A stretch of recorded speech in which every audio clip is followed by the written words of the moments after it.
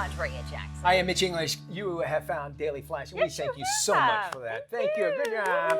I have a solution for the world. You know, we all know that if humanity is going to move on and we don't go extinct. Oh, don't move on. Just the way it is. We're going to have to get back to work. There's a new study out that says women need to have 2.7 kids in order to keep humanity from going extinct. 2.7 kids. 2.7 kids. Here's the thing, that third kid is really going to suck hating getting 30% cut off. 0.3% cut off.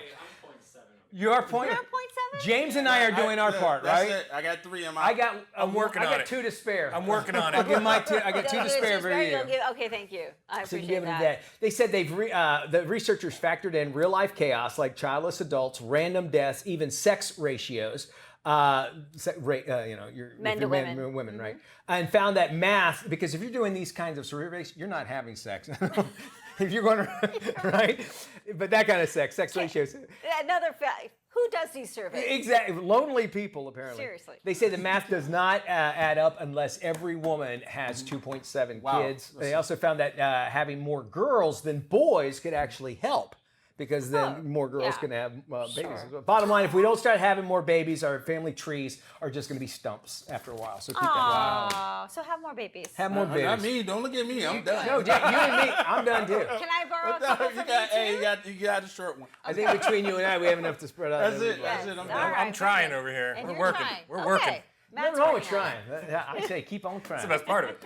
There's a rare piece of Beatles memorabilia. It was discovered in a very small record store in Vancouver.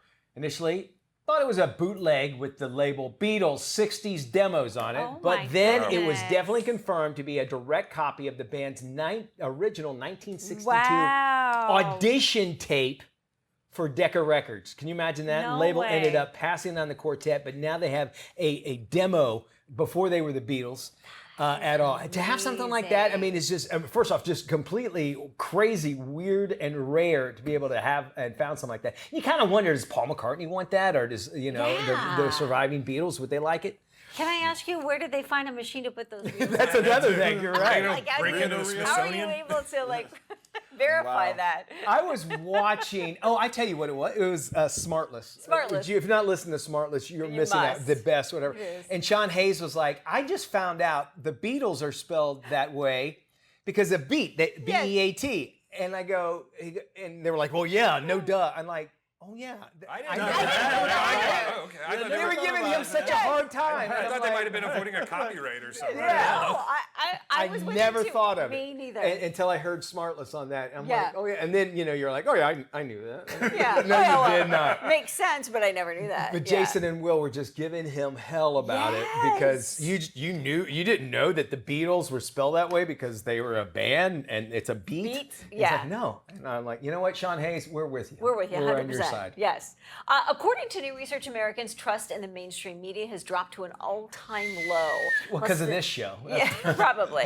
Less than 30% believe what they see on network news, and a new survey also found that skepticism for news posted online is also at an all-time high. According to the results, Americans believe only 40% of what they consume online is totally accurate, fact-based, and created by a real human. Another 78% agree that the internet has never been worse when it comes to what's real and what's fake. Users point to social media and chatbots as the main source of AI-generated or misleading content.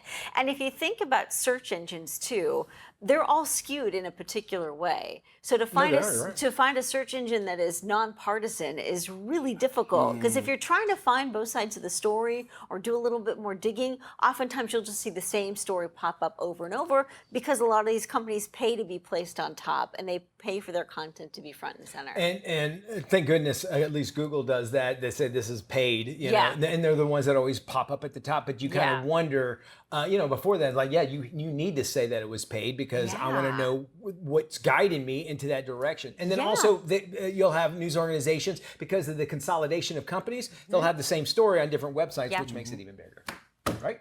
We have got more Flash coming up. Stick around. You're watching Daily Flash, and we love having you aboard.